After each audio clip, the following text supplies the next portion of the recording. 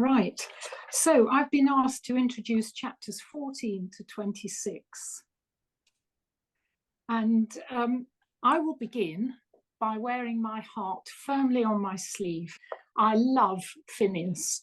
I like his open and friendly character, his ability to be friends with people from all walks of society, from the Bunces to Lord Cantrip, his diligence when in office, his moral stance on things that really matter to him, such as tenant rights, his optimism, and also his anxiety, his almost painful susceptibility to feminine charm, so that he can be in love with 3 or even possibly 4 women in a year. His steadfast support to his friends, of which more anon, his honesty, and let's face it, his height and good looks. He's a real rounded character with both good and bad points, so that he emerges from the page as someone with whom one could converse. This realism wasn't appreciated by everyone in 1874 at the dawn of the aesthetic movement in literature, and reviewers complained that Trollope's characters were too like real life for literature, so that Mr. Trollope's sketches are so like to those whom one actually meets in society that one learns no more from them than we should learn from those whom we actually meet in society. A strange complaint indeed.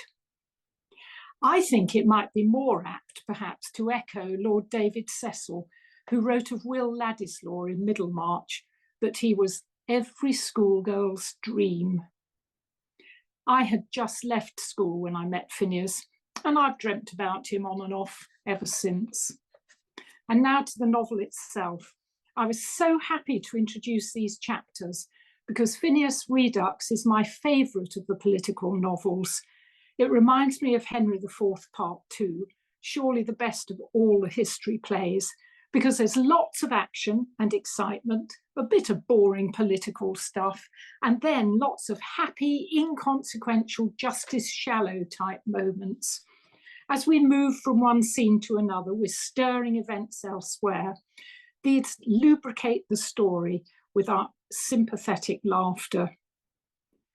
It seems to me that there are 4 main themes developed in these chapters, which I have called Arcadia, or Justice Shallow if you prefer, love, the essential element in any Trollope novel, jealousy, and an interesting parallel to draw with his recently written novel, He Knew He Was Right, London and politics, which takes a fairly minor part in this section of the book.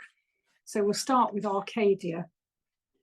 The first 6 chapters of this section are carried forward in Arcadia, situated in this case in or around Harrington Hall, where the once wild and ferocious Lord Chiltern now lives happily with his loving wife, the erstwhile Violet Effingham.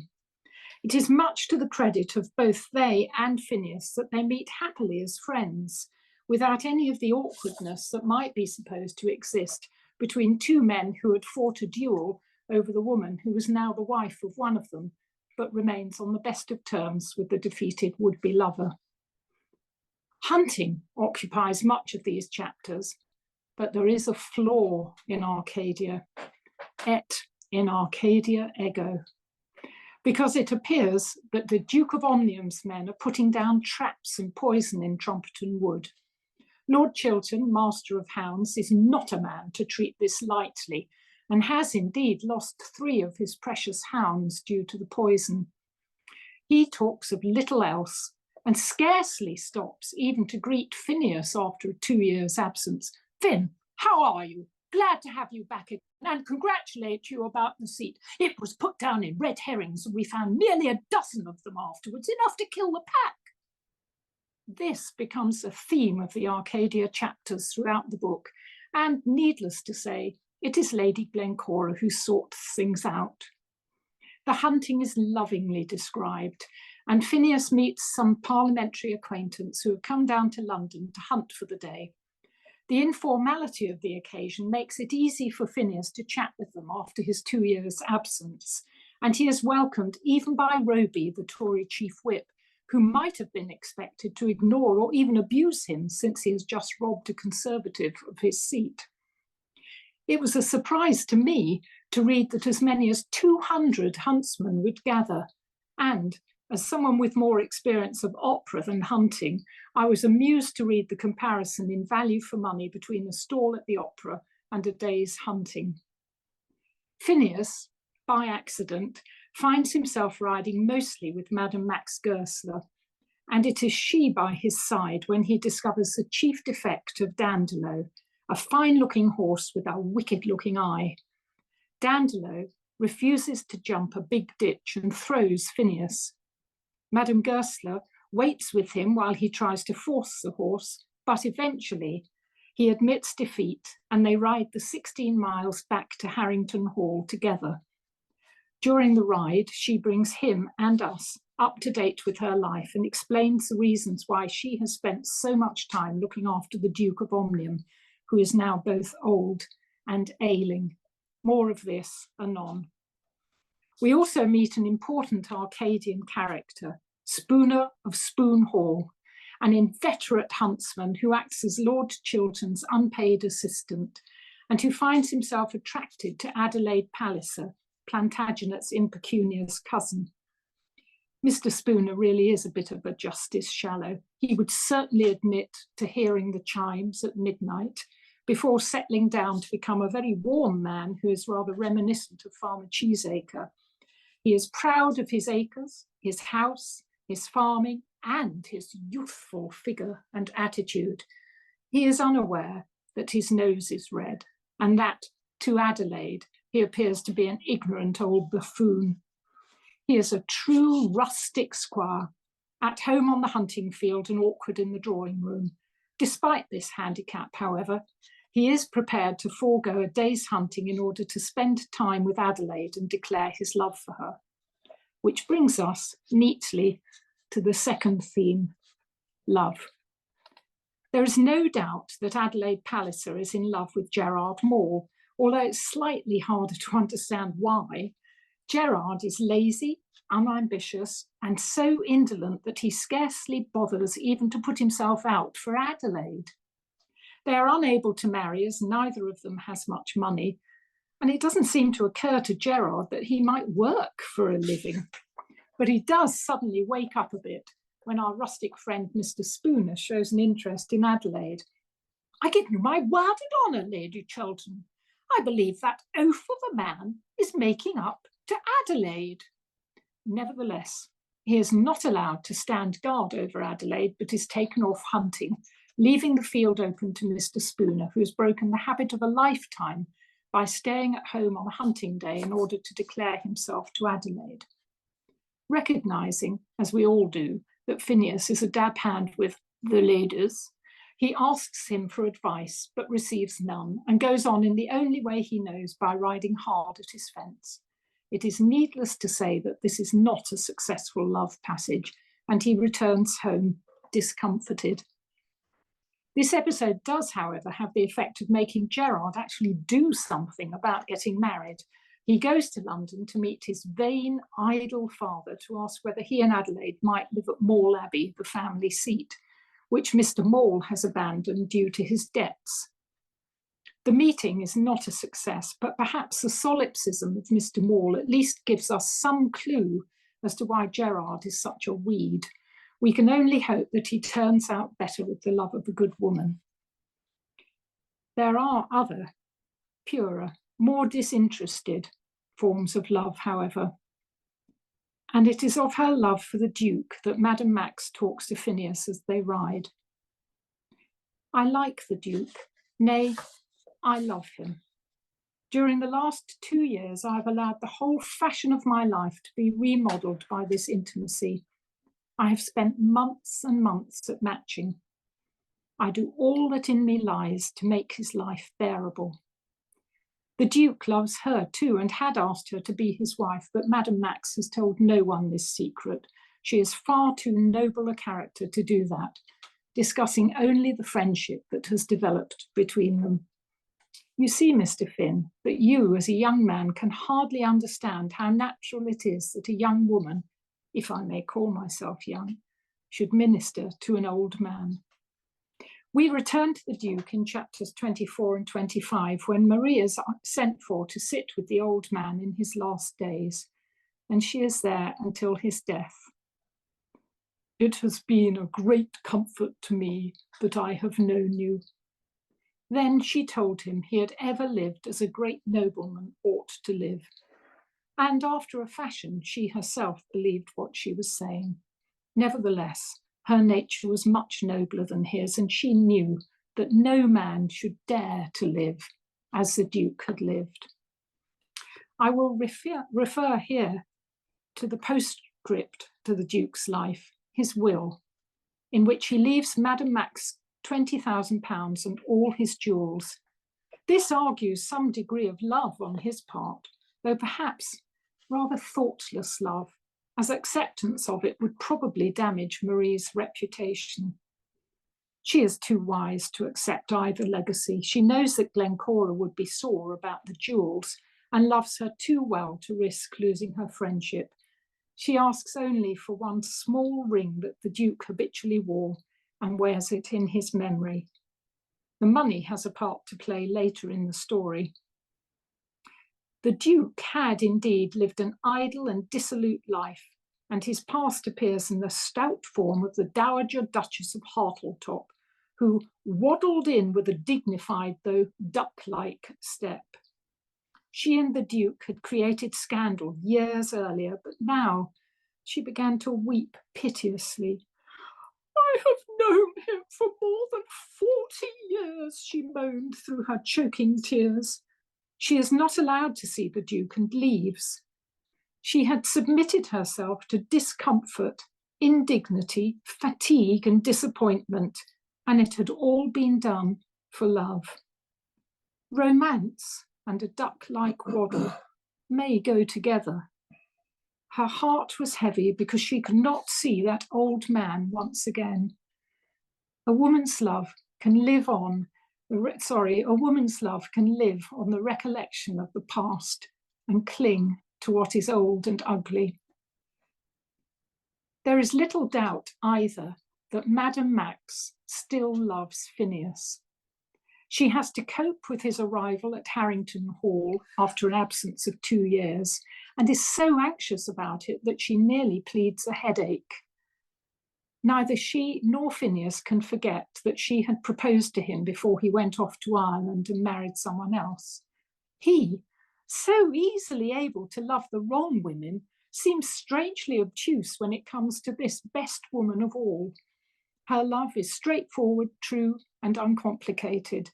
She has so much self-control that she can be merely a friend to Phineas without revealing her feelings or embarrassing him. Trollope wrote that Lady Laura was the best character in Phineas Redux, but I can't agree with him. Mary Max Goesler wins by a mile. And Lady Laura is troubling Phineas again. Hardly has he returned to London before he receives a letter from her about Mr. Kennedy, begging him to rescue her from the scandal of a letter in the papers. She declares herself innocent of adultery, and technically she is. But she herself says, "I am conscious too of continued sin, a sin unlike other sins, not to be avoided, of daily occurrence, a sin which weighs me to the ground." Poor Phineas realizes that this amounts to a passionate renewal of that declaration of affection for himself which she had made at Königstein, and which had pervaded her whole life since some period antecedent to her wretched marriage. He knew now that the continued indulgence of a hopeless passion was a folly opposed to the very instincts of man and woman. Here was a woman who could calmly conceal her passion in its early days and marry a man whom she did not love in spite of it, who could make her heart, her feelings, and all her feminine delicacy subordinate to material considerations, and nevertheless could not rid herself of her passion in the course of years, although she felt its existence to be an intolerable burden on her conscience.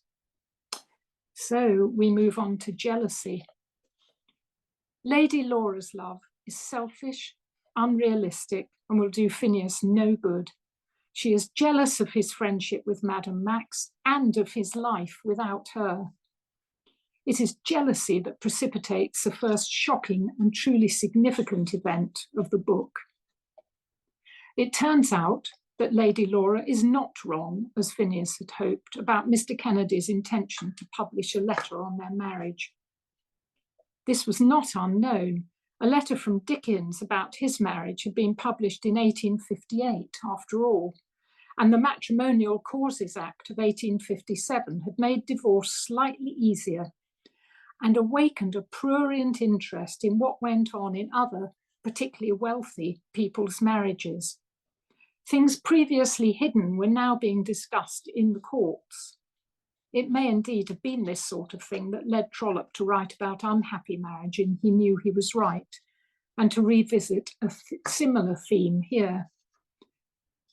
Trollope wrote in his autobiography that he was not entirely happy with the earlier book, and he may have hoped to improve the portrayal here, although he doesn't say so. Kennedy's vicious and libelous letter arose in part from jealousy of Phineas. He knew only too well that adultery need not necessarily be physical. Jealousy has eaten him up and turned him from a successful politician to a bitter and twisted man, unable to think straight or act honourably and verging on madness. He wants to destroy both Laura and Phineas, and when Phineas visits him to try to persuade him to stop the letter being published, he turns on him, accuses him of adultery, and shoots at him. Although Phineas does not report the shooting, word gets out and creates just the sort of gossip and speculation that Phineas had been trying to avoid for Lady Laura's sake. Phineas narrowly escapes from Kennedy and goes to see his friend Mr. Lowe in a state of shock. Through the timely intervention of Mr. Lowe, an injunction is issued and the letter is not published, but this will lead Phineas into further problems. He is embroiled in the double jealousy of this most unhappy marriage. And now to London and politics. Phineas's world in London is far removed from the Arcadia of the Chilterns' existence. No sooner has he returned than he is enmeshed in the affairs of the Kennedy marriage. Then Barrington Erle badgers him about his proposed stance on church reform. He had won his seat by appearing to support it, but must now vote against it if he wants to support his party. Although Phineas takes his mentor, Mr. Monk's advice and votes with his party, it is clear that his stance on Irish tenant right has left its mark and may prove to be a stumbling block to his progression to the paid office that he so badly needs. Perhaps, though, it's fair to point out that politics play about as small a part in Phineas Finn as does religious belief in Barchester Towers. Trollope himself wrote, "I was conscious that I could not make a tale pleasing chiefly, or perhaps not in part, by politics. The house served as an alternating backdrop with Arcadia for some very human actions and emotions. Of political philosophy, there is virtually none." As Roy Hattersley wrote, "Programmes and policies are what make the political world go round. And in 5 long volumes, 6 if the Eustace Diamond counts, Plantagenet Palliser rises from backbencher to Prime Minister without showing much interest in either." Perhaps so, Mr. Hattersley forgot the vexed question of decimal coinage, the entrance of which Trollope foreshadowed by 100 years, not to mention the disestablishment of the Church of England, which has still not happened. Roy Hattersley also quotes Quintus Slide, that representative of all that is worst in the murky world of London papers. "If it's true, I have every right to publish. If it's not, I've every right to ask the question."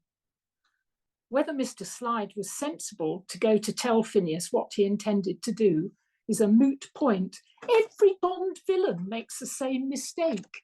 And like Bond, Phineas uses the information to his advantage. But he's storing up more trouble for himself, as Slide is obviously going to seek revenge for what he considers to be a breach of faith. By attempting to save Laura's reputation, he has jeopardized his own, and his faithful friendship to this unhappy and troublesome woman has added difficulties in the way of his career. I think I've made it pretty clear with which characters my sympathies lie. Not all will agree with me, I'm sure, so I hope we can have a good debate about this. That's it.